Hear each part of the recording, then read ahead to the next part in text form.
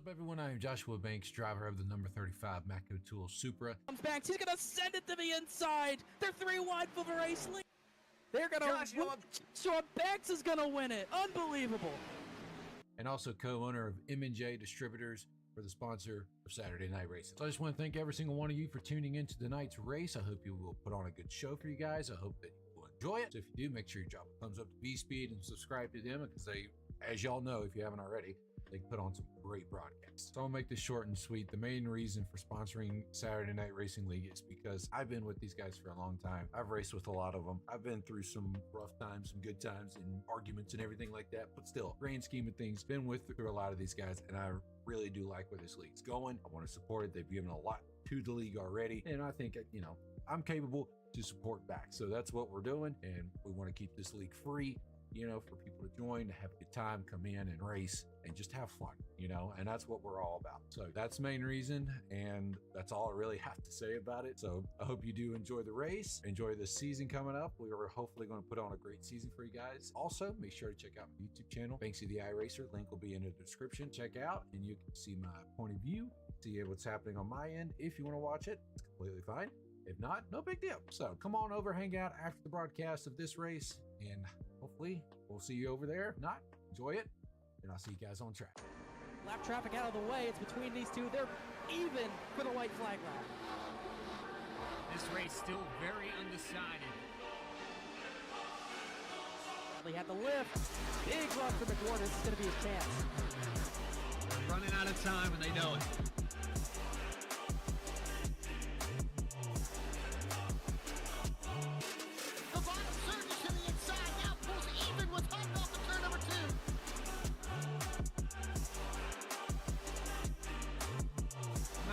Horsepower at their feet. That was a huge run for Bradley. He got back the advantage, but here comes a big dive. McWhorter might just try to run him out of room here.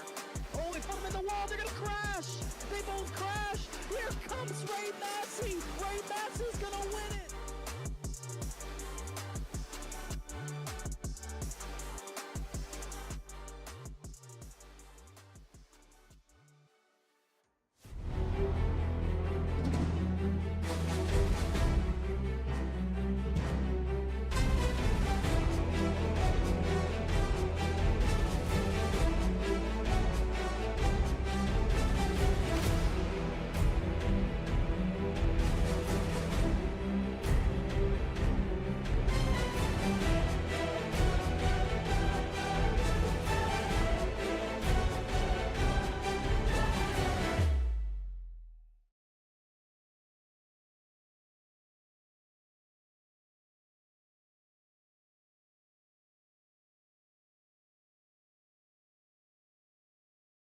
Welcome to the world's fastest half mile, the last great Coliseum, half mile of mayhem here in Bristol, Tennessee, the Bristol Motor Speedway, tonight for the SNR Challenger Series. My name is Adam Baker. I'm joined by Jeff Wright up here in the booth. Looking forward to a very exciting night of action here from the last great Coliseum. This race, 125 laps, the distance just over 60 miles total, with it only being a half-mile racetrack.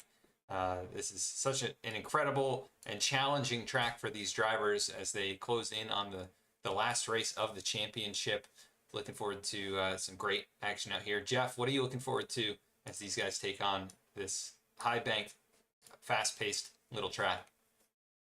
Yeah, I mean, I'm just looking forward to watching these guys slip and slide around all night. You know, this is a concrete surface. It's high banks, like you mentioned earlier.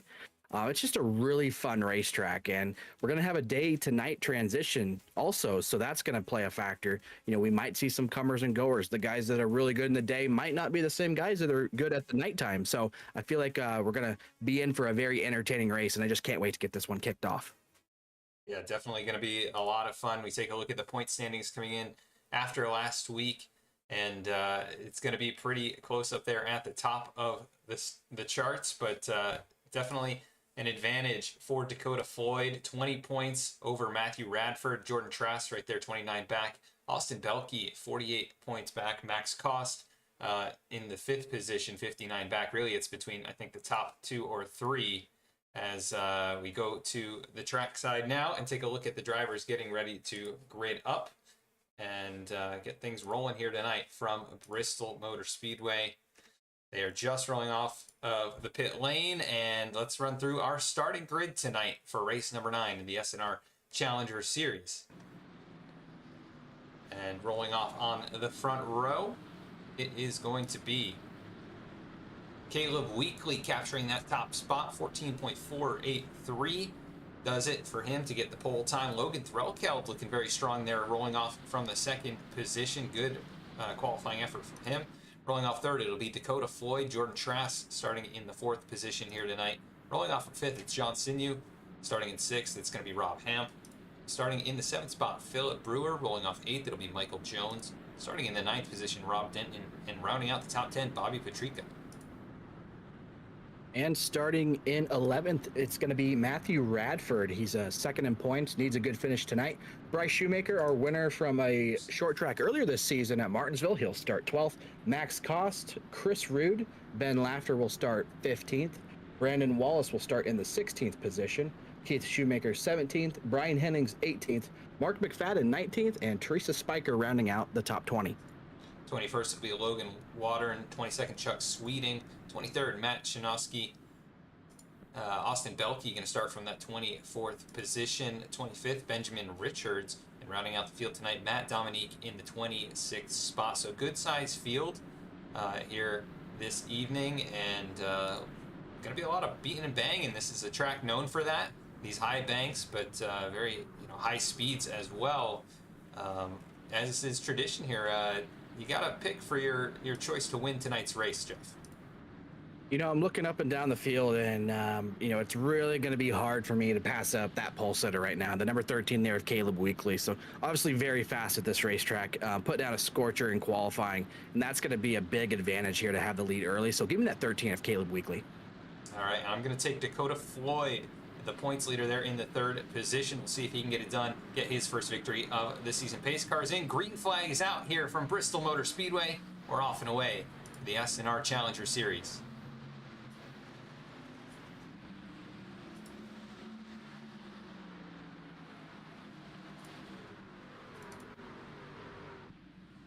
Already tight battling up inside the top 5. They complete lap number 1 just that quickly.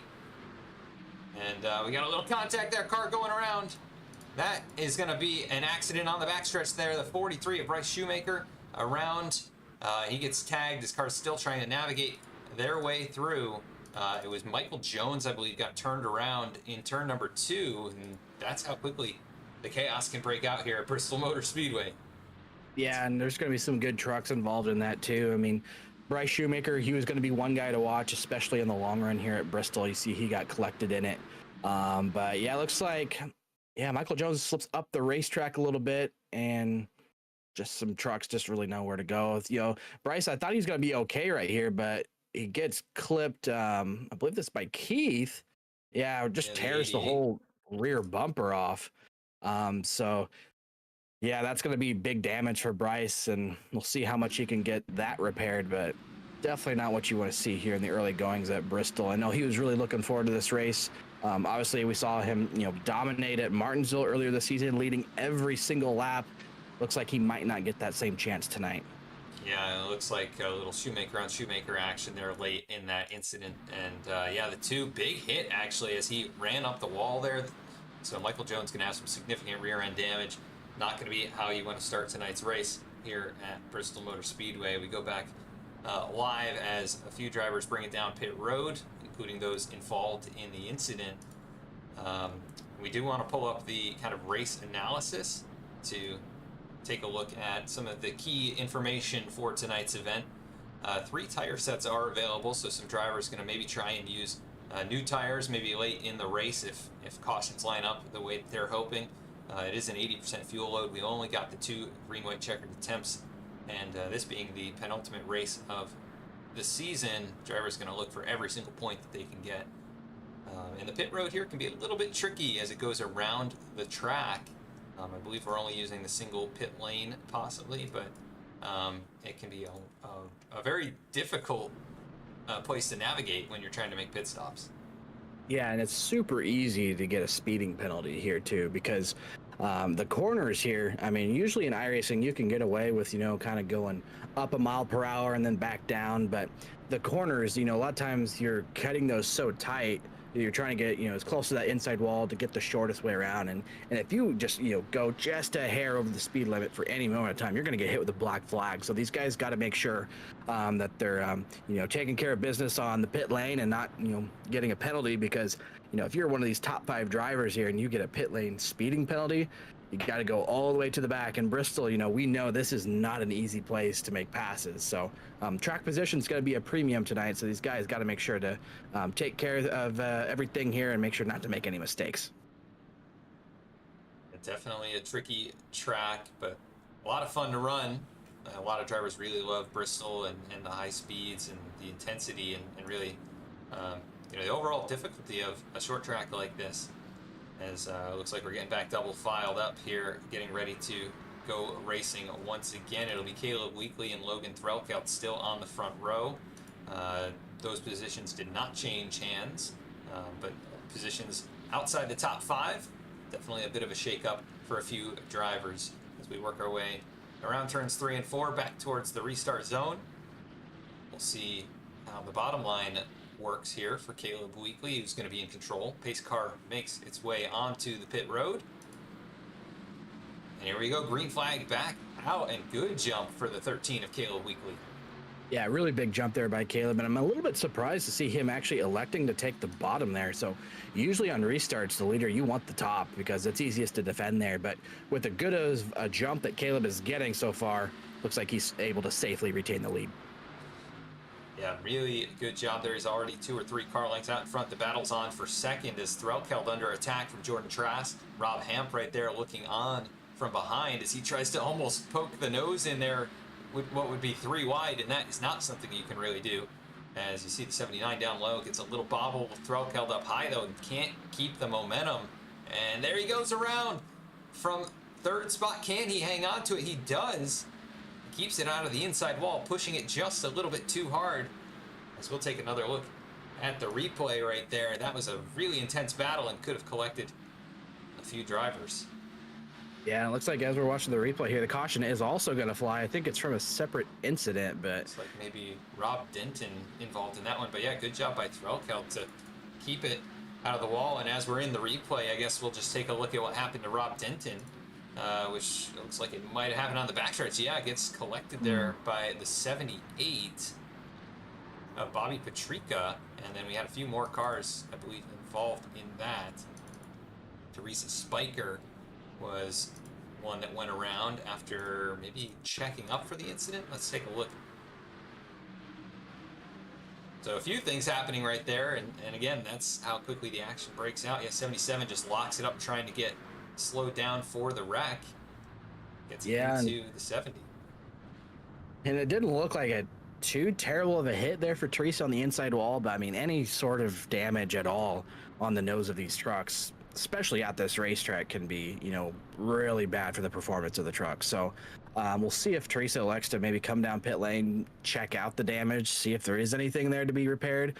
The only problem is here at Bristol, Adam, you don't have a whole lot of time to fix anything. I mean, the pace laps happen here so quickly with as short as this racetrack is, that if you do have, quite a bit of damage to repair, you usually don't have a whole lot of time on there to fix it unless you're willing to give up a lap, go a lap down. But yeah, so far it looks like these guys just haven't quite got their footing yet. I know it's a slick racetrack out there. We are in the late afternoon here, so that the sun will start going down. I think we'll see the track temp continue to drop. And then once we get to nighttime, I think that there'll be a lot of grip out there. I don't think we'll be seeing the trucks sliding around as much as they are right now.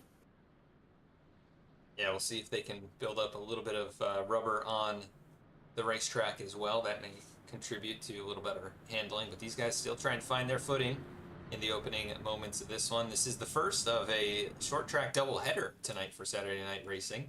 Could be headed to Richmond in the Cup Series coming up at 10 o'clock. That should be a pretty entertaining one as well. A very different type of short track, but also one of my favorites. And Jeff, I know you're pretty good out there, and you looking forward to running that one after this.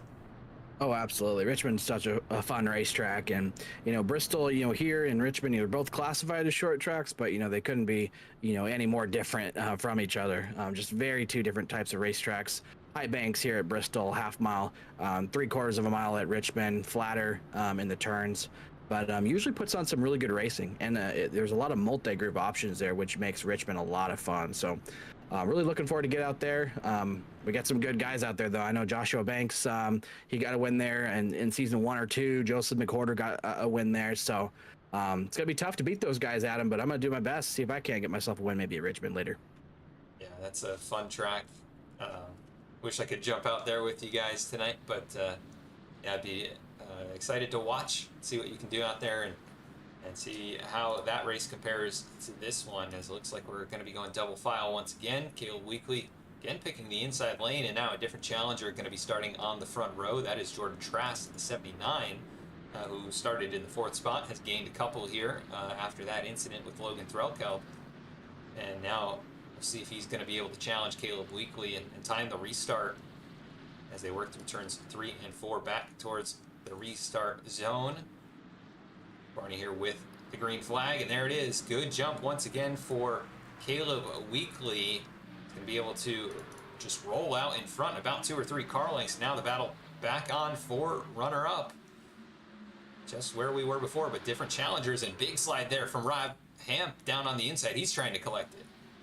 Yeah, the inside line here at Bristol, especially, with the conditions at the moment, with the sun still shining, it is slick down there. So I actually was able to jump in practice with some of these guys earlier tonight. And I was just, trying to feel the track out, see where the grip was going to be, see where the dominant line was. And that bottom lane is tough to run. I think it will, pay dividends later in a run. I think those guys that can run the bottom consistently will be able to save their tires and be really good on the long run.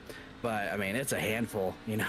It's one thing to save your tires, but if you're continually sliding down there, that's not going to do any saving. So it's a fine line to try and balance.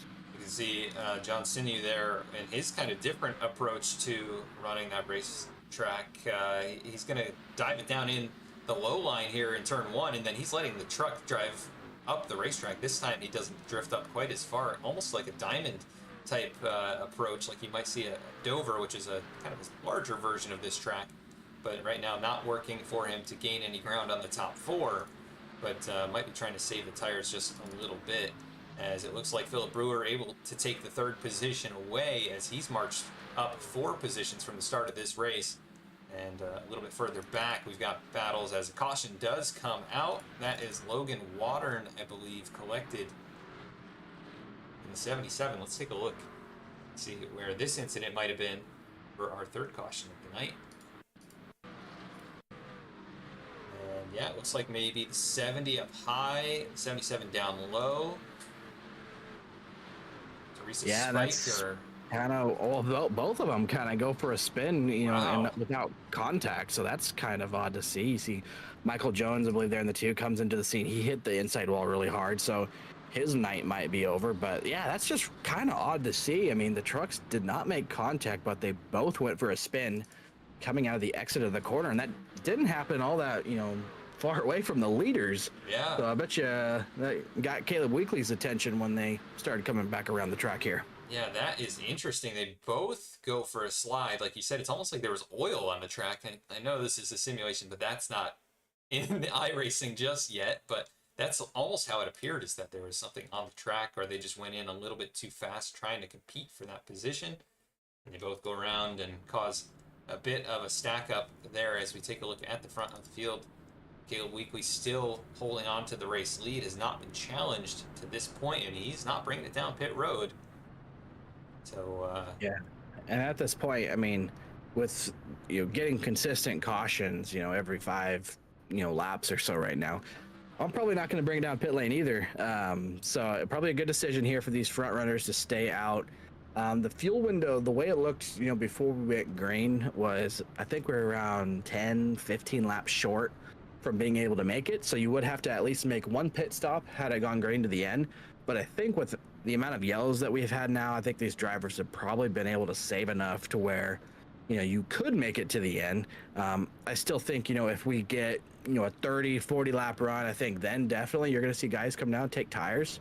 But yeah, this in the early goings, if I'm Caleb or Jordan or Philip Brewer, I'm not pitting right now. Not unless we get a long a run and we actually wear those tires out. It's just so dangerous. I mean, you can see anything can happen, and a lot of those trucks that got damaged now, it's just a product of wrong place at the wrong time. So yeah, if I'm these leaders, I'm staying out as long as I can. Yeah, I agree with you on that. I think we got a good opportunity here to take a look at some of our sponsors for tonight's race. So we're going to cut away very quickly, and we'll be back with the green flag.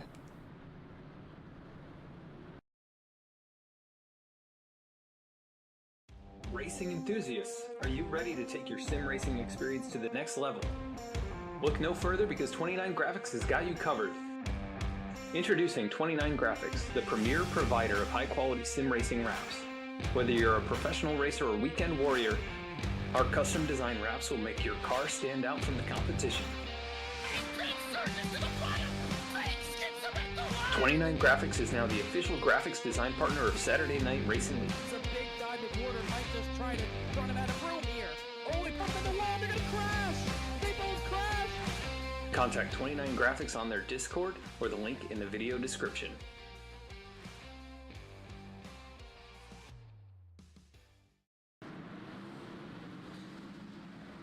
Green flag is back out here from Bristol Motor Speedway, race number 9, the SNR Challenger Series. And again, Caleb Weekly taking that top spot away. Close call right there as the 97 of Matthew Radford seals off the 7th spot. And Bobby Petrika trying to close that in. We've got a battle right behind them. Max Koss able to clear Chris Root and Ben Laughter there. Those two battling it out. We've got lots of drivers side by side throughout the field. But the top three seemingly single filed out for the moment, but they're a bit closer to each other than they have been throughout the rest of this race. So yeah, I don't think Jordan's gonna want let Caleb get out to a big of a lead as he had last time. So Caleb's obviously very good here in these short runs, and it's gonna be tough to pass. I think the best opportunity anybody's gonna have is long runs where you can really make a difference on tire wear. But it looks like Caleb's not pushing things too hard either. He's kind of electing to run that middle to the bottom of the racetrack, so that's going to be easier on the tires than if he was trying to rip around the top. But oh no, it looks like we got Bobby Petrika around. Yeah, he had a close call there on the restart lap. Let's take a look at what happened to him. And sent him around on the front stretch. Looks like maybe just a solo spin and noses it into the barrier down on the inside wall. A single car incident. So that's a little bit better, at least in terms of how many cars were collected, but still another caution to add to the tally here early on in this one. Track starting to get a little bit cooler as the sun has set, and we're seeing the lights come on. So Bobby Petrika takes his spot at the tail end of the field. Quick recap here: 4 cautions in the first 30 laps or so, and no lead changes just yet, and it's been all Caleb Weekly out in front. So Bobby Petrika, he's actually in some new sim gear tonight. He's actually using SNR Champion Season 2 Joseph McWhorter's setup tonight. So oh, wow. He finds himself out on the East Coast tonight. So Bobby made the move from the West Coast over, near Arizona, and now he's going to be staying with Joseph McWhorter for a while. And Joseph actually put in the chat that Bobby is using his gear tonight. And it's tough to adapt to somebody else's racing setup. We could be really picky with the way we like things and, get used to the gear that we're on. And so, Bobby out here using, a different wheel, different pedals. That's tough to get used to. So, I mean, I can only imagine how hard that is right now to try and adapt to all of that. Yeah, I mean, your kind of depth perception and everything you have set up, for yourself over time, you do get very accustomed to it. That can definitely be challenging. I don't know if you've ever used any of the simulators at like the racetrack, like the iRacing ones, and you go up to those and it's like, it feels like a completely different simulator than what you're used to, accustomed to, throughout the week. That may be a little bit of what he's got going on. Definitely not the only driver to lose control of the truck here tonight, though. It looks very slick. Maybe you get quick call up here to one of our top 10 drivers. Let's see. Is there anybody you think you want to pull up here? Oh, let me take a look here. Yeah, looking up and down through our top 10 here. How about Ben Laughter? I'd like to chat with Ben here if we can. See if I can get him up here in the booth. Ben Laughter, it is Jeff Wright and Adam Baker up in the V-Speed booth. You got a copy? Jeff, Adam, how you guys doing? Doing pretty good. Well, it looks a little chaotic out there so far, Ben. It's obviously looks to be pretty slick, but so far you're hanging on. You're up a couple spots from 15th. How's the truck driving out there? Man, I feel good. If I can get on the high side, unfortunately, I'm going to be starting low here, but if I can get myself on the high side, I feel like I've got top 5 pace, maybe. There's a couple guys out here I'm not going to be able to compete with, but if I can get lucky and keep it clean, I think I can do it. Happy with my accident avoidance so far. They've mostly happened right in front of me.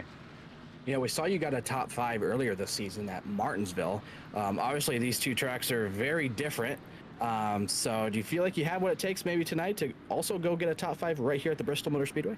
If I can keep it clean, baby, yeah.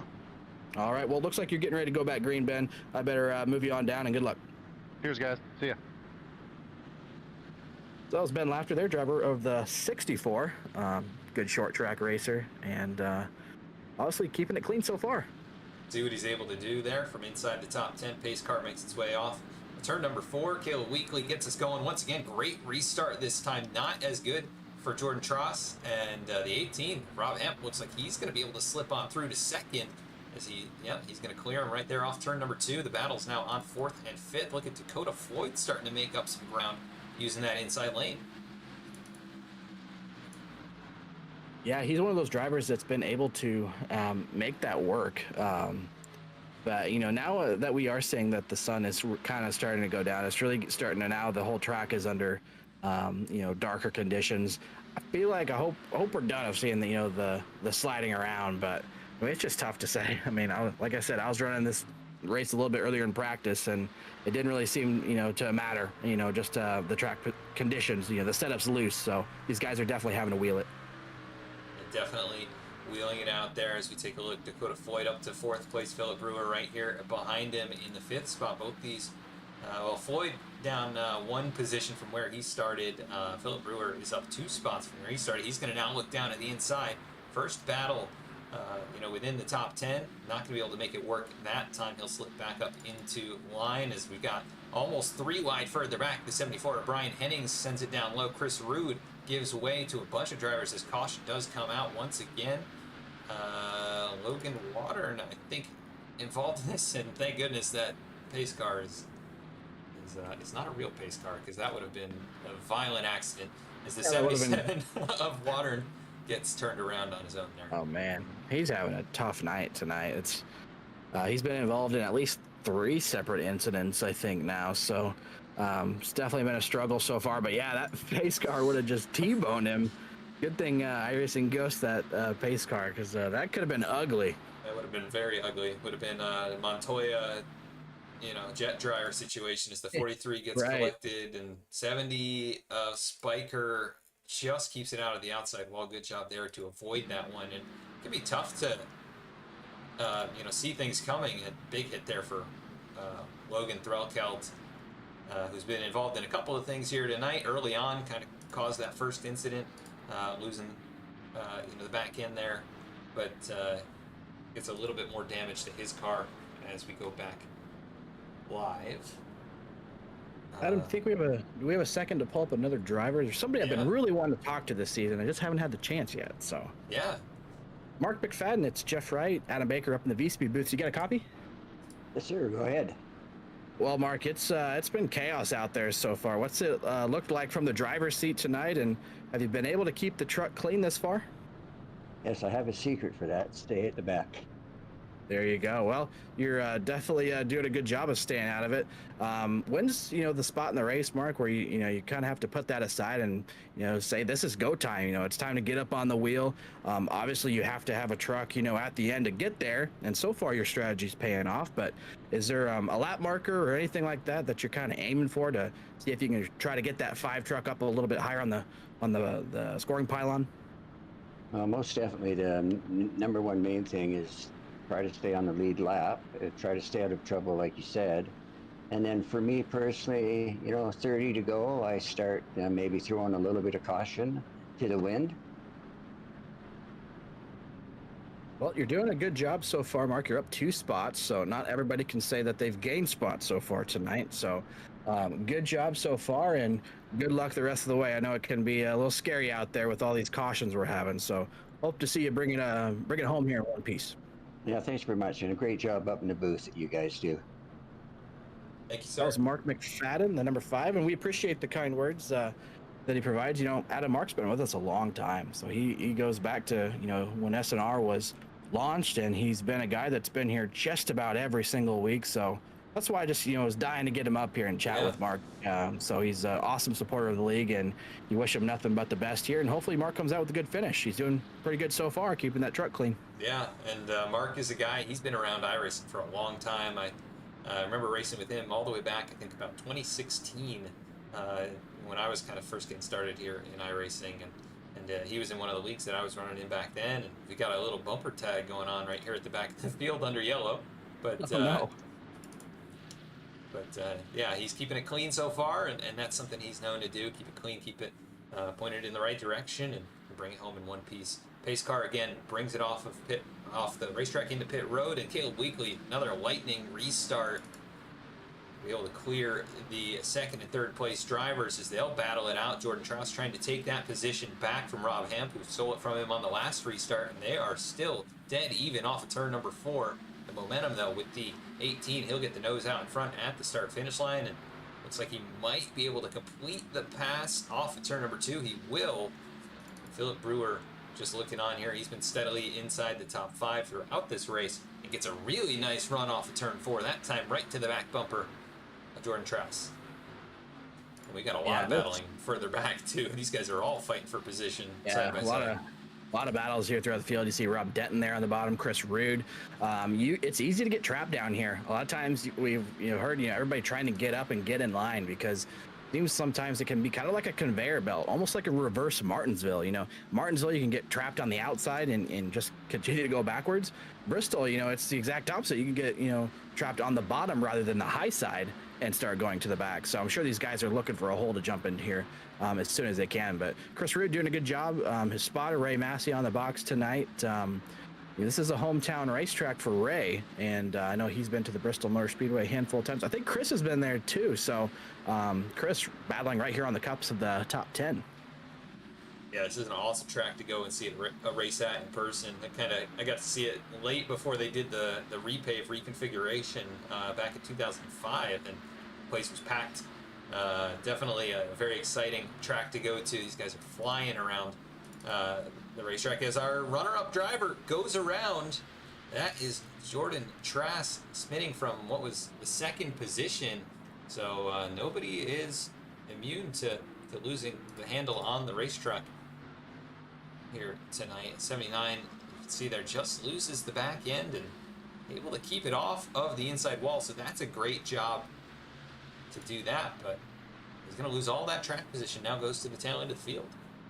Yeah, that's going to be tough to overcome that. But yeah, you have so many, it's very limited options on what you can do, when you're running behind somebody and they're running the top, because really you can only try to run the bottom or the middle, and both of those are pretty slick right now. I'd say the middle's probably your next best option, just with the way the truck's driving. In some other cars, you can kind of wrap the bottom, and that's usually a good strategy. But tonight, these trucks do not like being on the bottom of the racetrack. We've got the leaders bringing it down pit road, so that's a development. We haven't seen these guys pit just yet. It was about the top 10 or 12 that had not brought it in just yet. And it looks like we've got a few that have still yet to pit. John Sinu going to stay on the racetrack. Caleb Weekly, of course, bringing it down. Still working his way around on pit road. This complicated pit road setup here. But it looks like Matt Dominique going to go to second when they get set back up here. He has been on pit road twice, but the last time looks like maybe just a dash of fuel or maybe touching up some damage. Brandon Wallace stays out. Bobby Patrica, Logan Threlkeld, who's got that nose damage, but looks like they've cleaned it up just a bit. Benjamin Richards, Bryce Shoemaker, and many more staying on the racetrack. Looks like Caleb Weekly should win the battle off just by a nose over Rob Hamp. They'll work their way back on to the racetrack. Going to be at the back end of the top 10. Benjamin Richards looks like he's pulled it down. He'll go to the tail end of the field there after pitting after the leaders.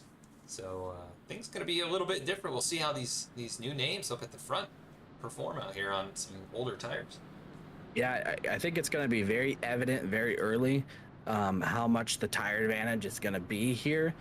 So these guys that took tires, I know it's easier to say up here than it is behind the wheel, but you really got to stress patience right here and get through these guys cleanly, because the last thing you want to do is, run one of these guys over, destroy the front end of your truck, and then your race is pretty much over. So you're going to be faster than these guys. You just got to have that patience to try to pick them off, one at a time, and then try to get yourself back up to the lead. So it's going to be this is going to be a big moment here in the race. Just seeing the tire advantage, I feel like it's going to be pretty significant. Yeah, it looks like Sinu has not pit yet. Everybody else in the field has brought it down. We still have 23 drivers on the racetrack, all of them on the lead lap. Logan Water and Matt Shinosky and Keith Shoemaker taking it behind the wall early in this race. So yeah, we still have quite a few drivers competing for this win. We're not even halfway yet, but making our way there. Even these pace laps go by pretty quickly at Bristol. Just 48 seconds for a pace lap. And John Senu, Matt Dominique going to be in control of the field. The 99 to Brandon Wallace and the 78 to Bobby Patrica in row number 2. Logan Threlkeld, Bryce Shoemaker, row number 3. Pace car makes its way off the banking back onto pit road. And green flag for a new leader, John Senu. He takes a good run into turn number 1. About 3 or 4 car lengths the advantage already, as Caleb Weekly was making moves right at the start-finish line. He was in the wall, and he's going to send it 3 wide on those fresh tires. This is going to be exciting to watch these guys fight up through the top 5, as we've got 3 or 4 wide and cars maybe getting turned around. Yeah, that will bring out a yellow. Not who we wanted to see go around. McFadden. Yeah, we just talked to Mark McFadden, so big unfortunate there for Mark. He's going to get some damage out of this and obviously spin, so he's going to be going towards the back. Let's take a look at what happened here. I mean, it just looks like, those guys with the fresh tires, man, they're trying to go quick here, and looks like, Jordan's trying to get underneath him, but kind of slips into the back of him. But it really wasn't even Jordan. It's just kind of a product of kind of getting hit in the rear as he was coming up off the corner, and that's just that differential in speed. We talked about it's so significant. I mean, only 15-20 laps is enough to make a huge difference. And you're going to get that with, differing tire strategies. The trucks just have so much, speed differential that, you're bound to get some contact like this. It's just going to happen at a track like Bristol. Yeah, just too many trucks and too little space. And we're on board here with Austin Belke, who was up there on the top side and ended up seeing the 5 machine right out in front. Really nothing he could do. Just ultimately runs right into Mark McFadden head on. He's going to have a little bit of damage. Lots of drivers collecting damage on that incident. But another yellow out tonight here at Bristol. And you'll get races like this, right? We've seen a lot. I've seen a lot of races at Bristol with cautions almost every single lap. But we've got a few runs in there. We've seen drivers who have good speed. And kind of got a feel for those guys who, if things go green, should have a good shot at getting up here and fighting for the win. Just past halfway. 7 cautions. Just the 1 lead change, with John Sinu staying on the racetrack after this yellow flag. So he's going to take the restart along with Matt Dominique on that front row, assuming they don't bring it down. But we're going to step aside one more time to hear from our sponsors tonight.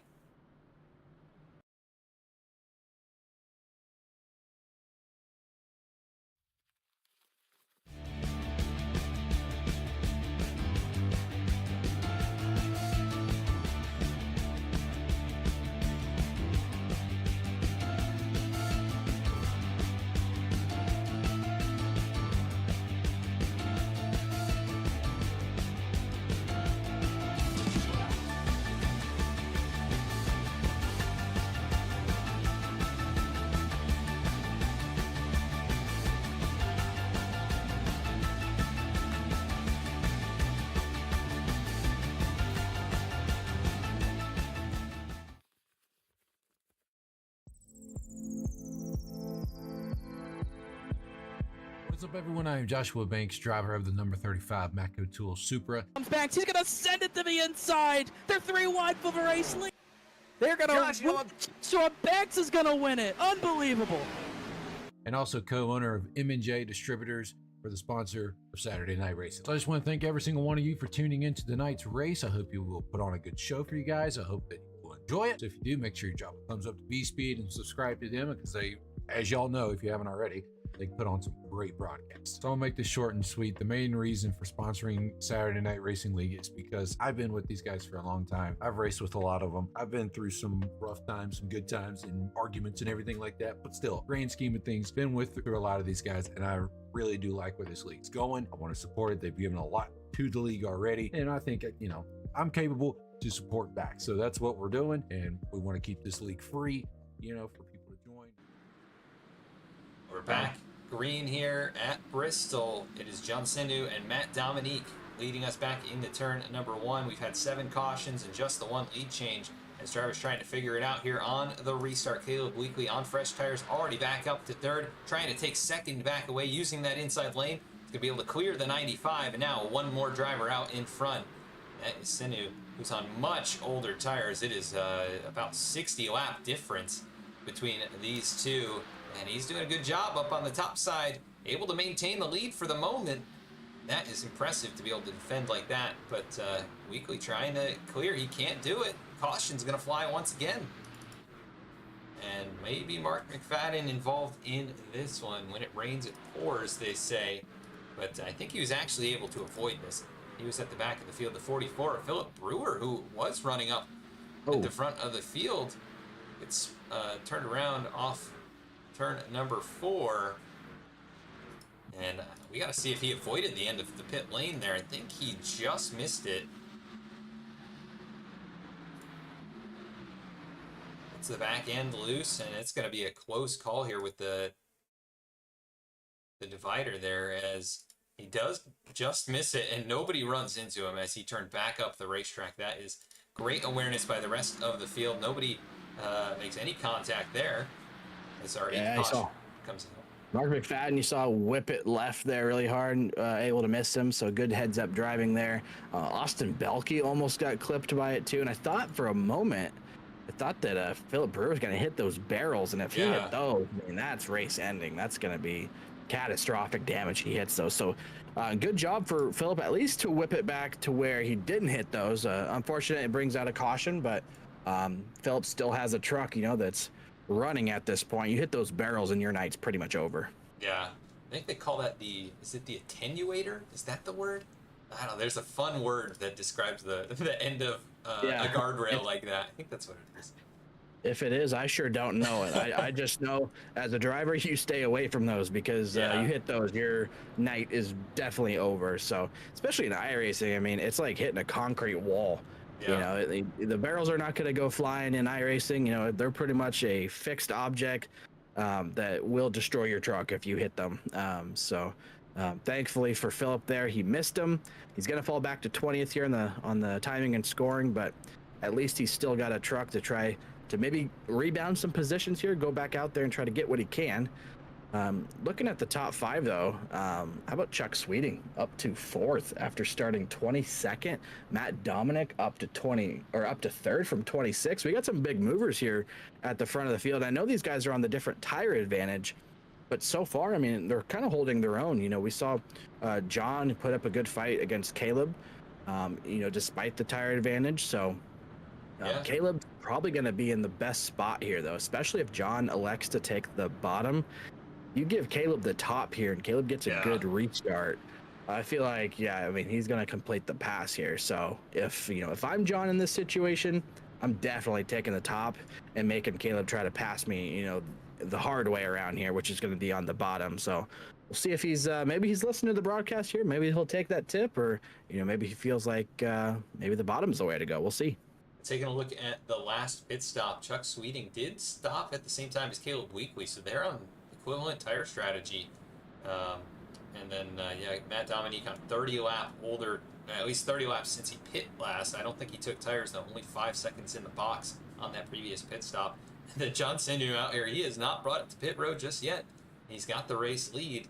and the only one to lead other than Caleb Weekly, is now charged all the way back up. But looks like we're double file once again, and the field in the hands of the number 86 machine as we work our way towards the restart zone one more time. It's been an interesting one so far, 8 cautions, and we've got just about 50 laps to go. We'll see how things shake out with these drivers on multiple different strategies. Pace car is in, green flag out once again. Good restart for Sinu on the inside line, exactly what he needed to do to be able to defend against Caleb Weekly. See how fast Caleb can catch up and try and attempt a pass for the race lead. Already on the back bumper and alongside through turns 3 and 4. Just one lap and he's got the nose in front. He's loose down there, though. He really sent it in there on the bottom here. Caleb trying to complete the pass here to grab that lead back. It's not going to be easy to do, though. The bottom is so slick there, and you saw the truck step out a little bit for Caleb, but he's going to give it all he can. Looks like he's going to clear him off turn 4. A little bit of a slide job. Here comes Chuck Sweeting on his way by. He'll take second away, able to complete that pass. And so the top 2 on much fresher tires. And then it's John Sinu, Matt Dominique, and Dakota Floyd. Floyd also on the same tire strategy, so he's third of the drivers with fresher tires. Your points leader back up into the top 5 and doing what he needs to do to try and win the championship. Caution comes out here. It looks like Bobby Patrica's loose. Caution is out. I think yeah. Bryce Shoemaker possibly. He's slow on the front stretch. I saw Bobby get really loose. I don't know if that's what brought out the caution. I think Bobby may have gathered it up, or no, Benjamin Richards there in the 56. And Bryce goes around. Let's take a look at what happened here. Just, again, we've seen a lot of drivers loose under braking, which is not something, I'm accustomed to seeing here at Bristol. You see that at Richmond, maybe at Martinsville, right, where you're really hard on the brakes. But it seems like it's like a lift-off oversteer or something like that you see on sometimes like a front-wheel drive car. It's kind of an interesting condition tonight. Yeah, and usually Bristol, like you said, you don't have that problem a whole lot. But, even when I was out here practicing with these guys, I wasn't like really using like any brake on corner entry, but it was just more about the speed that you carried into the corner. I mean, there was a very fine line on how deep you could drive it into the corner. And it's kind of deceiving because, Bristol, a lot of times you can drive it in there. It sticks, that banking, it catches you, and you can power it off. But just with the way the truck is driving tonight, I mean, you have to be so aware of that back end coming out on entry because it steps out, and it steps out really quick. That has definitely been apparent for a lot of these drivers tonight. Few guys that have avoided that being drivers up at the front. Right, Caleb Weekly has not had any problems tonight. He's been loose, but he's been able to control it. Here comes John Sinu, who's going to bring it in. He'll have a little bit of a tire advantage then over these leaders, not as much as they just had over him coming to this point, but looking to make his probably only pit stop of the race, unless we get a nice long 20 or 30 lap run towards the end. Then I think everyone would likely bring it down. But yeah, he's bringing it in here. Not too many takers at the moment. And that's going to move Dakota Floyd up to 4th. Matt Dominique stays in that 3rd spot. And then Rob Hamp should be able to get back up into the top 5. So some of our, familiar names up here in the top 5. And yeah, we got about a third of the race yet to go. 9 cautions, 2 lead changes. Caleb Weekly has been dominant in terms of his speed tonight, but it is far from over the way things have been going. Yeah, it definitely is. A lot can happen between now and the end of the race, and I don't think that we're going to be probably seeing any of these front runners come back to pit lane at this point. I mean, unless we were to, go 20 laps here and get to like a lap 100, then maybe. But I mean, it's chaotic. I mean, we saw it was tough for Caleb Weekly to get the lead back there. He really had to work over John Sanu to get this lead back, and we obviously saw how much of a handful the truck was on the bottom there with Caleb trying to complete the pass. He eventually did, and then we saw John decide to come down and get tires. He figured, well, lost the lead, might as well come get fresh tires here and now have the tire advantage. But yeah, I'm going to guess we're probably not going to see a whole lot more trucks on pit lane the rest of the night.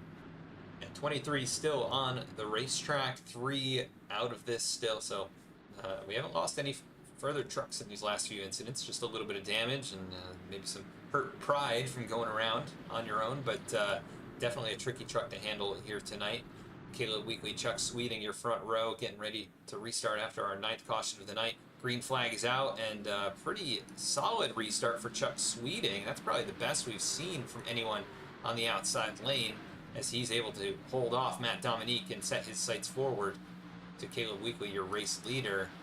Side by side, further back behind them, that's Dakota Floyd, Rob Hamp, and Jordan Trask. These guys have been in the top 10 all race. Caution is out again. And not sure what brought it out here. Maybe Michael Jones going around. We'll take a look, see if we can find the incident on the racetrack. No, it looks like it happened in front of him. Possibly. Oh, the 99. Brandon Wallace. And also another car get collected in that one. I think Wallace and Patrica got together here. Yep. Yeah, Wallace was able. Was just out front. He was just behind all that. Yeah. So, I mean, at least Brandon was able to catch it, and he's able to continue on with very minimal damage. I don't think Bobby really hit a whole, anything much either. But definitely the slide on the tires is going to be the biggest concern here. I mean, it's slick just the way it is. I mean, and then you slide the tires like this, it's going to be even worse. So now it raises the question, if you are one of these guys, you can put tires on. Yeah, Benjamin Richards gets a little piece of that one as well. But yeah, that's not going to be good for your tires here. They haven't run too many under green tonight. I'm not sure what the exact caution lap count is at this point, but we're on caution number 10, I believe. And yeah, so these tires are going through a lot of heat cycles of running a few laps, getting hot, and then cooling back down. And a big slide like that could be the final nail for a set of tires as well. But we get another yellow flag. Dakota Floyd up to 4th. I feel like we should pull him up, your points leader, and having a good solid night. See if we can pull him into the booth and ask him a couple questions about his race. Yeah, let's do it. You want to talk to him? You want me to? Yeah, I'll talk to him here. If you can pull him up for me. There he is. Hey, Dakota, this is Adam and Jeff in the V-Speed booth. You got a copy? Nah, I got you. Well, you're coming the points leader here tonight at Bristol. It's been a chaotic race with a bunch of cautions kind of starting and stopping. You're here in the top 5, had a good run going. What's your plan here to try and keep it up front and maybe go for this win tonight? Run the truck, keep it clean, and just keep hitting my marks. If we can have a good points finish tonight, it sets us up for a really good homestead to bring it home without much of a strenuous race next week. That's the main goal here. Yeah, and it's been a difficult truck to handle tonight. A lot of slipping and sliding. Have you felt that from the driver's seat? How has it been for you? Oh, absolutely. It does not take very much wheel at all, or just overdriving exit. Just a hair too much, and the rear end just kicks out. And once it does, you really got to back it down. Otherwise, it's super easy to spin it. Yeah, we've seen that happen quite a few times so far tonight. You've been able to withstand that and keep a steady wheel, but good luck out there the rest of the way, and we'll see if we can talk to you at the end of the race again. All right, appreciate it, guys. Hope to see you in the booth. All right. That is Dakota Floyd, driver of the number 57 machine, points leader coming into tonight's race, and just trying to keep it out of trouble here and set himself up for an easy championship race next week at Homestead, which is such a great racetrack to go to, and they're running there tomorrow in the Real Cup Series, so it should be a lot of fun to watch that one. It's always one of my favorite mile-and-a-half tracks. Oh yeah, super fun racetrack. Definitely one of the most multi-degree racetracks that we have on the NASCAR schedule. So always just a ton of fun. Yeah, there's so many different ways to run that track. It's evolved over the years as well, and so many drivers, their strengths come out there. Green flag back in the air once again, and Caleb Weekly able to secure the lead, and Chuck Sweeting secures second, able to drop down and close off from Matt Dominique. And Dakota Floyd now trying to take third spot away with the tire advantage. That 95 gonna have some trouble fighting against these drivers on the fresher Goodyears. And Dakota Floyd's kind of been a quiet night for him so far. I mean, He's stayed out of trouble. He's kind of been, right up here around the top 5 all night. But, I think he's, the goal for him, I think, is just to have a solid night. Don't get caught up in something. Come out of here with the points lead, and I think he could probably close out this championship. But he's definitely showing speed right now that he can go up there and compete with weak lead Sweeting here for the race win. Yeah, and it's really a 3-car battle right there, 3rd, 4th, and 5th. The top 2 have broken away by a few car lengths, and Sweeting was all over the back bumper of Caleb Weekly for a couple of laps, but able to pull away is the 13. He's about 4 or 5 car lengths ahead, and here comes Jordan Trask trying to take 3rd position back. He's working that inside groove. Caution is going to fly once again. That appears to be car down on the inside. Not sure. I saw a yellow and black machine. Maybe Mark McFadden. Yeah, it is Mark McFadden getting collected in this one. Take a look. He gets tagged from behind. That's the 2nd or 3rd time that's happened to Mark tonight. He's down on the inside groove. The 2 of Michael Jones just gets into the back bumper and turns him down into the inside wall. Hard hit. Man, that is a big hard hit. That might be race ending for Mark there. Yeah, just unfortunate for him. We talked to him earlier, and I know the broadcaster curse can sometimes be a real thing, Adam. But it really can, yeah. Man, yeah, just hate to see that from Mark. So it's just he was trying to stay out of the way. Obviously, you could see he's got damage on the truck, so his speed is probably a little bit off at the moment, and maybe Michael Jones just kind of misjudged how fast he was catching him. But both those trucks, they both got damage. They've been involved in a handful of incidents tonight. So yeah, they're the only cars off the lead lap, and it looks like Michael Jones is going to get the lucky dog, even though part of that incident. But I think the way iRacing reacted to it there, it didn't really see that Michael had maybe made the initial contact. But he's going to get the lucky dog and get back on the lead lap. That leaves us 22. Still out here on the lead lap competing for this win. And maybe we can do a quick run through the field, see where these drivers started, where they're running, how their race has gone. Caleb Weekly has started up front, and he's led 78 out of the 97 laps that we've completed, so he's been dominant so far. Out in front, Dakota Floyd now moves to 2nd. Looks like Chuck Sweeting brought it down pit road. Interesting move there with just about 25 laps to go, so that'll be fun to watch, see if he can make his way back up. Floyd, though, in 2nd after starting in 3rd. Jordan Trask runs 3rd, started 4th. Rob Hamp, he's been up here as well, up to 4th, started in 6th. Matt Dominique, who started 26th, right now your biggest mover of the race. He's on much older tires, but runs inside the top 5. Max Cost, quiet night for him. He's up 7 positions. Good job there for Max. Nearly inside the top 5, should be able to make a move possibly on the 95 when we get back going. Ben Lasher there in the 7th spot, started 15th. Good race so far for him. Chris Rude inside the top 10 in 8th place. Matthew Radford runs 9th, and Philip Brewer rounding out the top 10. He's been collected in a couple things, but back up through the field into the top 10. So that's your top 10 drivers. Brian Hennings 11th, Austin Belke in 12th, Teresa Spiker in the 13th spot. She's been involved in I don't know how many wrecks, but the truck looks all right. They've done a good job repairing it. John Sinu in the 14th position, Brandon Wallace 15th, Logan Threlkeld, who started runner-up in this race, started on that front row. He's back in 16th, but it looks like they've cleaned that truck up as well. Rob Denton in 17th place, Bobby Patrica 18th, Benjamin Richards 19th, and Chuck Sweeting, after getting off pit road, he'll restart in the 20th spot. That's an interesting strategy move. He was not catching up to Caleb Weekly. Do you think that's going to be a winning move there, or is he just not going to have enough time?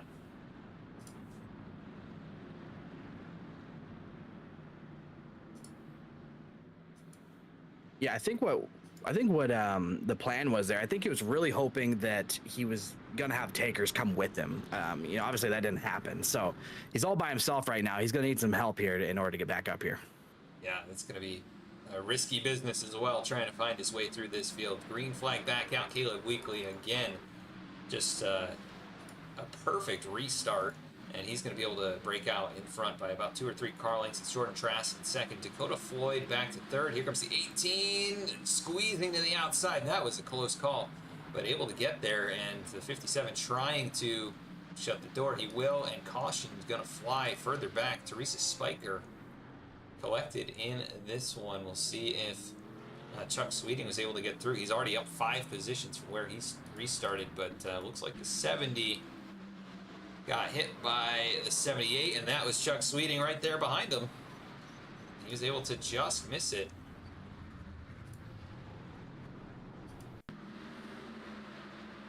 Yeah, Teresa just gets clipped there. I mean, she was up to 13th, having a pretty good night there, minding her own business, and then, yeah, just gets clipped right there in the right rear quarter panel. So I didn't really see what happened. I don't know if the 78 maybe got a little loose or catch the wall. Yeah, lost it, and then, yeah, clips Teresa, sends her up to the outside wall. Bobby's going to hit the inside wall really hard.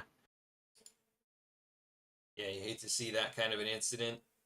Both drivers collecting a bit more damage after they've been involved in a few things. Teresa, like you said, kind of recovering to that point, having a good, solid, latter part of this race. But gets a little bit more damage on the driver's side of the truck, and the 78 will bring it down as well. That should bring maybe Michael Jones back onto the lead lap again. He went a lap down after getting the lucky dog. That may have been too long on pit road. Chris Rude is also on pit lane, looks to have gone a lap down. Not sure what's going on with the 32 exactly, but he will fall off the lead lap while the leaders make their way on by. Well, Adam, do we have time for maybe another quick interview here under this caution? Yeah, who are you thinking? I was thinking this driver right here.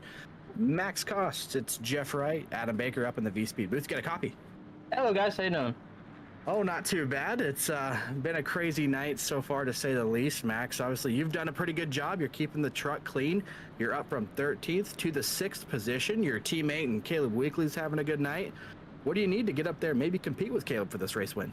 I think I need him to have a bad restart. You're trying to up a little bit.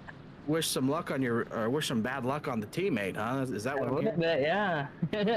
Not to be mean, but he's doing really good. We also have a new teammate, Rob Hamp. He's pretty good too.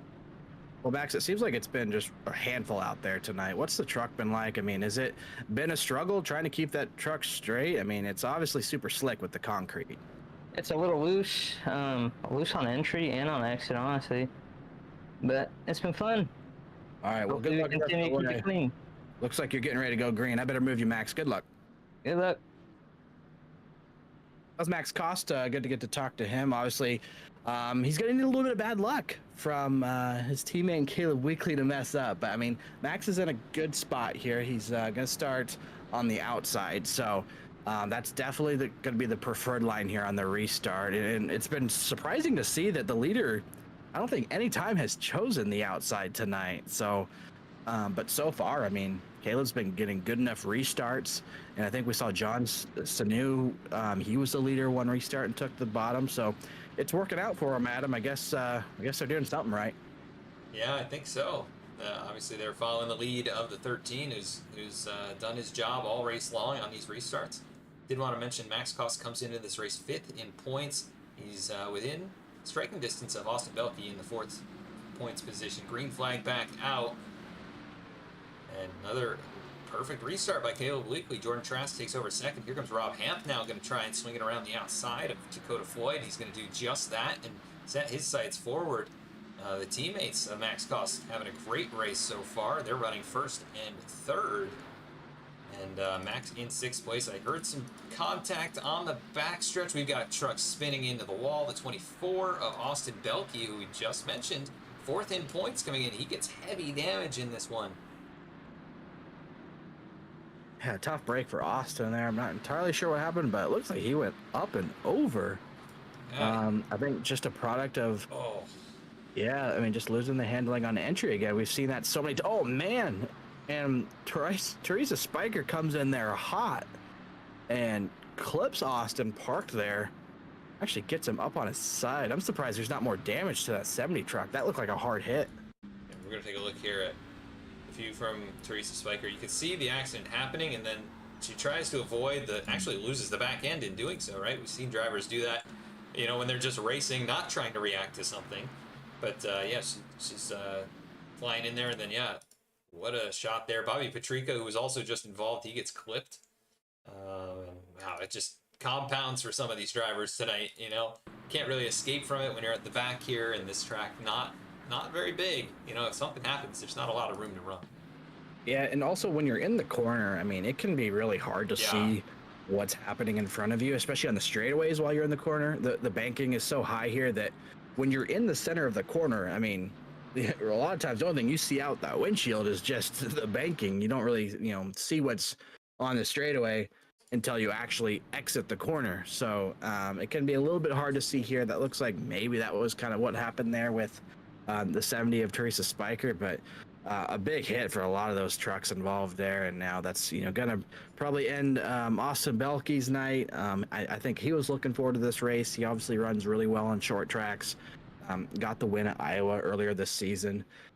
So definitely not the night that he was wanting to have. Yeah, one of our 7 winners on the season came into this race 4th in points, and it looks like he may lose a couple of points positions depending on how Max Costa and Matt Dominique finish. They're running 5th and 6th, and just over 10 laps to go in this race. So some of these guys, you know, they're not fighting for the championship necessarily. It might be a little out of reach, but still fighting for every points position they can get. You know, still some pride in that. And yeah, Dakota Floyd, he's still doing what he has to do. Matthew Radford runs 10th right now, so not really closing the gap at the moment. Going to need something to happen in the 57 to tighten the battle up going into Homestead. And somebody I'm keeping my eye on right now is that 75 of Chuck Sweeting. You remember about 15, 20 laps ago, he came to pit lane and was one of the only trucks that put tires on. I know we're getting here, you know, close to the end of this race, but I feel like he's somebody that these leaders might have to worry about now. I mean, he's definitely going to be the fastest truck on the racetrack with those tires. It's just going to be a matter of getting through the traffic and how fast can he do that. I think, you know, if we keep getting these cautions, that might stunt him from getting up there. But if you get him restarting in, you know, a preferred line like the outside, you know, in that 3rd or 4th row, I mean, he can realistically go out and win this race. So those leaders got to be mindful of where that 75 truck is at. He could steal one. Yeah, he's run the 2nd fastest lap of the race behind Caleb Weekly. Those two have been really the drivers to beat through this race tonight at Bristol. When we've been green flag racing, those two have been the fastest. And Caleb Weekly once again going to be in control. You can see the 75 back in row 5. And a little tire spin there from Jordan Trask. It looks like he slipped up big time. And here comes the 18 of Rob Hamp. Going to try and join his teammate up at the front. And there is the 79 of Trask trying to get back to the outside. Couldn't do it. And the 95 of Matt Dominique able to get by Dakota Floyd even on much older tires. That's 30 lap difference on tires. And he's putting the pressure now on the 79. Yeah, we've had a lot of tire, you know, cycles or heat cycles on the tires to where I feel like they may have evened out a little bit now. But now, I mean, can Caleb hold off this charging 18 and Rob Hamp? So Rob Hamp, new to Saturday Night Racing League, actually making his first start tonight. Obviously has shown a lot of speed. This is going to be tough for the 13 of Caleb Weekly and try and hold him off here on the closing laps. Yeah, those two appear to be very comparable in terms of, you know, the lap times at the moment. Here comes the 79 of Trask, who was actually the fastest car on the track last time around. It looks like Chuck Sweeting trying to make his way past Max Cost, not able to do it. We've got a car slipping up the track there. That was Brian Henning's big bobble off of turn number 4, and just about 5 laps to go in this one. It'll be, 5 laps to go the next time around, and the top 3 all under a blanket, under half a second separating these 3. The battle looks like it might be emerging for second before it emerges for the race lead. I mean, Caleb Weekly just doing such an incredible job tonight. He's really running a unique line. He's kind of running more of the middle of the racetrack here, where the other trucks you see them running either the top or the bottom. So Caleb's just doing a good job at, you know, running that middle line and using it to his advantage. We are going to get a caution here, so this sets us up for green-white checkered territory. You can see the driver involved in that one, Bobby Petrica, as he drove away. Let's take a look at the replay, what happened to the 78. He's been collected in a few things tonight. just on his own back here, running, looks like 20th or so. Yeah, just loses the handle on turn entry, and then he does hit. I think it's the attenuator. I think that's the word. We've had a couple close calls with that, and he's finally going to be the one to hit it. Yeah, attenuator or whatever you want to call it. I always just call them the barrels. But yeah, he certainly hit him, and he hit him hard. That's going to be race ending for Bobby Patrica. As you see him, he has to tow there, so his night will come to an end. But now this gets interesting. You know, we only got 2 green-white checkered attempts here, Adam. So I don't know if we're going to have to use all of them, but one thing I do know, it's going to be really tough to pass this 13 truck. 18's obviously shown a lot of speed tonight. I think if he gets out front, you know, he definitely would be one to beat as well.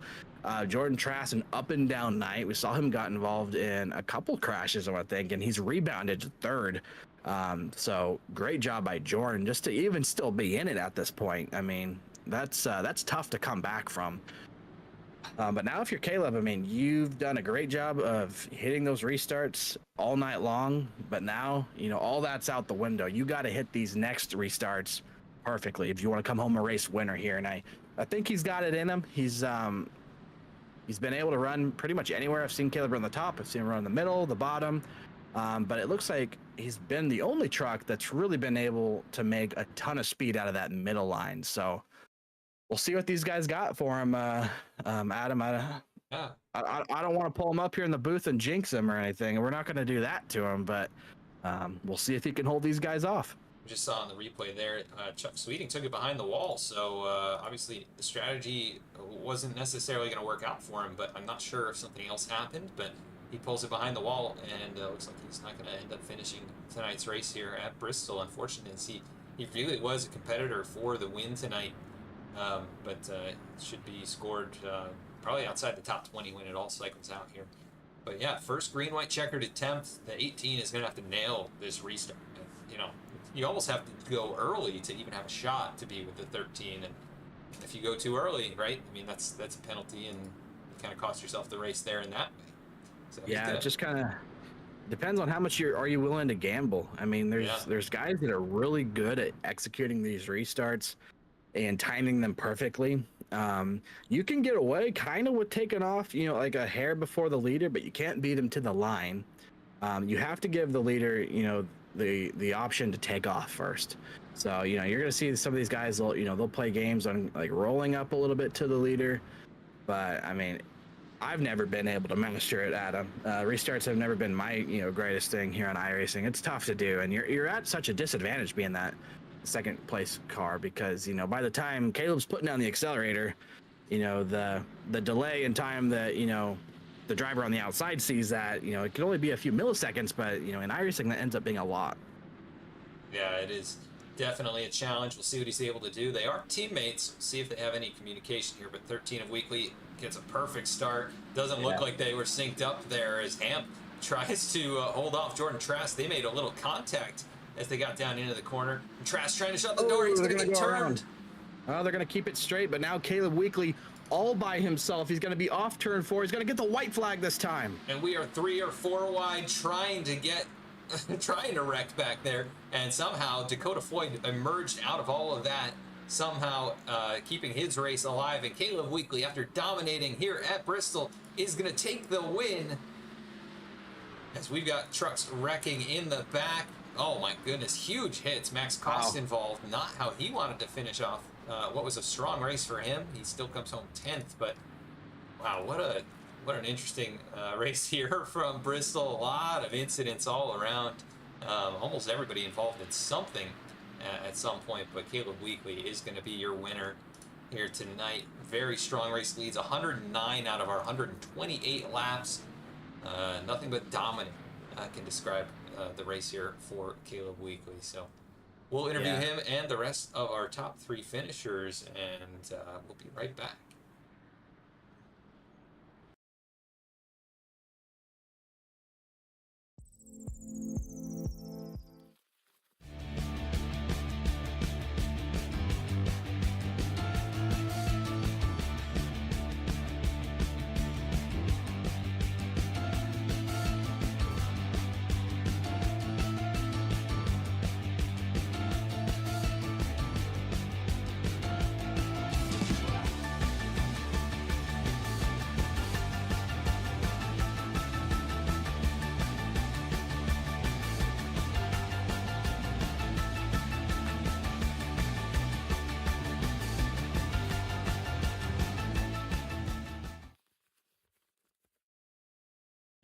Racing enthusiasts, are you ready to take your sim racing experience to the next level? Look no further because 29 Graphics has got you covered. Introducing 29 Graphics, the premier provider of high-quality sim racing wraps. Whether you're a professional racer or weekend warrior, our custom design wraps will make your car stand out from the competition. 29 Graphics is now the official graphics design partner of Saturday Night Racing League. It's a big dive of water. Might just try to run him out of room here. Oh, he put him in the wall. They're going to crash. They both crash. Contact 29 Graphics on their Discord or the link in the video description.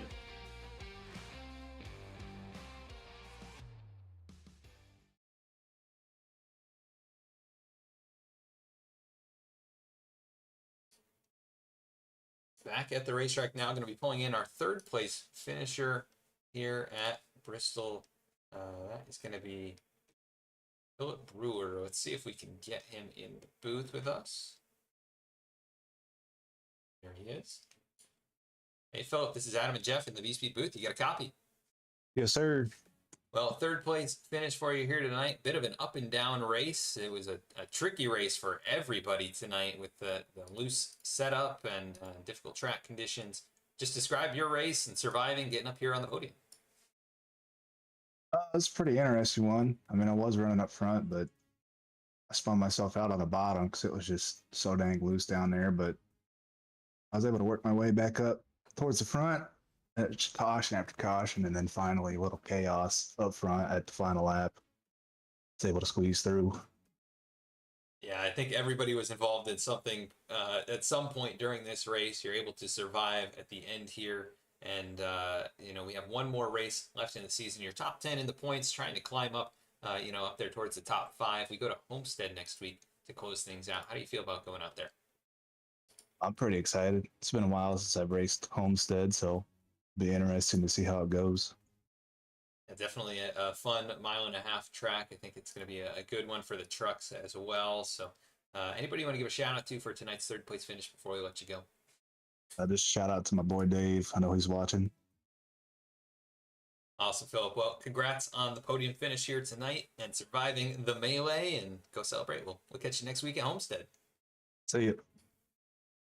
That is Philip Brewer, third place finisher here tonight. Let's go to second place, making his debut. It's going to be Rob Hamp. Hey, Rob, this is Adam and Jeff in the V-Speed booth. You got a copy? Yeah, I got you. Well, runner-up finish here for your series debut, right there behind your teammate. Very strong run. You had the pace to keep up with him there in the closing moments, but just come up one position short. Describe your night here at Bristol, you know, a chaotic race tonight. Oh yeah, very chaotic. It was kind of fun. Really glad to be back in league racing here with these guys. They're all real great. Don't know what Trask was thinking there at the end, but hey, I mean, he wants to wall me on my debut. He'll figure out how I race. Well, you survived the incident there on the last lap, and a lot of people collected in the chaos coming around the final 2 corners of this one. But you're able to squeeze out second place. We go to Homestead next week. You think you'll be out there and maybe be able to finish one position better? I'm hoping so. Homestead's not really a good track for me, so I guess we'll have to see what happens. Well, strong race for your team here tonight, finishing 1-2, and then teammate Max Cost as well was running up there. He finishes in the top 10. Anybody you want to give a shout out to for second place here tonight? Oh, for sure. Definitely need to give a huge shout out to Bryce. He's the one that got me down in here. He's the one that set me up with all this and brought me into the team and brought me back into racing. So huge shout out to him and my other teammates there. Huge shout out to Caleb for the win. It's real great to see him pull one in. Awesome, Rob. Well, congrats on a awesome season debut here, finishing in the second spot. Go celebrate with your team, and we'll catch you hopefully next week at Homestead. All right. Thank you. Y'all have a good night. Thank you. That second place finisher, Rob Hamp, his first race of the series and season, and comes home in the runner-up spot behind his teammate, who I believe you're with down there in Victory Lane, Jeff. I am in Victory Lane with Caleb Weekly. First, Caleb, you got a copy. It's Jeff and Adam up in the V-Speed booth. Try that again. Caleb Weekly. It's Jeff and Adam up in the booth. You got a copy? Yeah, I got a copy, Jeff. Well, Caleb, you've won it. You've won it. You've won it. First off, congratulations. You are an SNR Challenger Series race winner. Take us through your night and how's it feel? Uh, it feels it feels great. It's been a long time coming. We've been through the worst luck. We've been through a lot since being an SNR since last June, and to get it done here feels amazing. Like a big weight's lifted off my shoulder, especially in the Challenger Series. I knew I could get it done. I've had races that just haven't panned out to a race win. But it feels amazing throughout the night. It did not feel very good in practice. I was really worried. It was really slick. But in qualify, we won the pole by what, half a tenth or something, which was huge at Bristol. And then throughout the race, it just felt stable. The only time where I had a little oops moment is when I was under Sanu and almost slid up into him because I sent it in there too hard. But it felt amazing all night. I was really bummed we didn't get a long green flag run because I felt like I could have been fast not only on the short run like I was, but in a 50-lap run. I was in a tire-saving line. I was pulling away from people behind me, in fast people too, like Chuck Sweeting. Trask had some good speed tonight, and Rob. Didn't know what to expect from him, but he was a great teammate, and he was really quick. Well, Caleb, we knew that going into tonight, we knew this was going to be a great opportunity for you. You've typically ran your best races at short tracks, you know, and Bristol being one of them. Obviously, we saw you were fast in practice. The pole that you got tonight obviously ran a heater. Through the middle part of the race, though, you had to come to pit lane, put 4 tires on it, and start a little bit further back in the field. What was going through your mind right there? I mean, did you feel like you just had to get back up to the front as quick as possible, or were you more so worried about trying to take care of the truck, make sure you don't run anybody over, and that you would go get it on the long run? I was worried about getting away from those people. I knew people like Bobby had caused a few cautions that or tonight, and then I knew there was a couple people who I didn't necessarily love being around. Won't name them specifically, but there's just people, you know, you don't like being around them on the racetrack, let alone with 60-lap fresher tires. So my goal was to just get to the front as soon as possible because I knew if I could get to the front quicker than the people behind me, that I would have a really good shot at winning this race. I really, truly felt I had the fastest truck in this race. It seemed like you were one of the very few guys that could kind of make that middle line to bottom work effectively. I mean, a lot of the guys were either committing to the bottom entirely or were trying to rip it around the top. I mean, you made that middle work really, really well tonight. I mean, how did you have to approach that as a driver? I mean, we saw how loose it was, obviously, for a lot of guys, but it seemed like you were pretty much in control the entire night. I think clean air definitely had a big part of it. I had clean air. That way I was able to run it a lot easier because even on these short tracks, when you get behind someone, there's a bunch of aero things that go into it. But I felt like, you know, you just find that balance because if you drove it, even in the race where it was a lot tighter, if you just drove it in a second too late, then it would snap on you. So all practice I was experimenting where that limit is, and you know, you just consistently run that limit. And when I was under Sanu, I almost lost it because I went over that limit. So it's really just a feel thing. Like if you can feel where that limit is, you're golden. You're going to be fast on the bottom, even when someone's to your outside. But if you don't have it, which I think we saw with a lot of drivers tonight, if you don't have it, it's going to be really hard to run a tire-saving line. Well, Caleb, huge congrats on the race victory tonight. It is not easy to win in this league. You become the eighth different winner of the Challenger Series. I'm sure this one feels great. But before we let you go, is there anybody you'd like to give a shout out to? I feel like there might be somebody. Oh, you know it's Grandma Weekly. She just gave me a check, or she just gave me a text saying congratulations. She saw it live. So Grandma Weekly, I'm a race winner at SNR. And then I'd like to thank the guys at Neon Auto. who I could bounce ideas off of pitch strategy off of. They were a huge help, calming me down for when I was having this great of a run. And of course, you, Jeff, you have been an awesome kind of mentor, teaching me a lot of things in the car and putting this show on. And anyone who watches the broadcast for me and anyone who cheered me on tonight, thank you. We got it done. Well, Caleb, I can't be, happier to see you get the race win tonight. You've been a huge supporter of our league, and so for that, we thank you. And best of luck the rest of the season. We'll see you at Homestead next week. See ya, Jeff. Well, that was Caleb Weekly, your race winner here tonight at the Bristol Motor Speedway. And Adam, you could hear it in his voice. This one really means a lot to him. Yeah, that is awesome to have family tuned in and watching, and big shout out to Grandma Weekly in the chat, and congrats to Caleb on his first victory of the season, and that'll help him in the points as well. He came in here I believe it was about 8th or in that area, yeah, 7th in points, and right in front of Philip Brewer. So both those guys have really good nights, should help them to get closer to a top 5 points finish at the end of this season. Let's take a look at the rest of the results from tonight's race at Bristol. A very up and down night for a lot of drivers, but Caleb Weekly, he was solid at the top, leads over 100 laps and takes the victory after starting on the pole. Rob Hamp going to finish second in his debut. Great run for him in the number 18 machine. Philip Brewer going to finish in that 3rd spot. Dakota Floyd, the points leader, solid race as well, does what he needs to do. He finishes 4th tonight. Matthew Radford, who was in 2nd coming into the night in the standings, able to gain a bunch of spots in the last few laps, finishes in 5th, so keeps his championship hopes alive. And Brian Henning's going to finish in the 6th spot. Logan Threlkeld able to recover to 7th. Bryce Shoemaker in the 8th spot. Ben Laughter in 9th, and Max Cost rounding out the top 10. I mean, and how about Logan and Bryce with that rebound to get those top 10s? What a drive for both those guys to stay in it. In the 11th spot, Jordan Trask, he's going to fall back to 11th after being towards the front there late. Michael Jones will get 12th. Rob Denton will finish 13th. Brandon Wallace will finish 14th. Teresa Spiker, she will finish in the 15th position. Benjamin Richards in 16th. Matt Dominic in 17th. Mark McFadden in 18th. Chuck Sweeting will get 19th. And John Sinu is your top 20.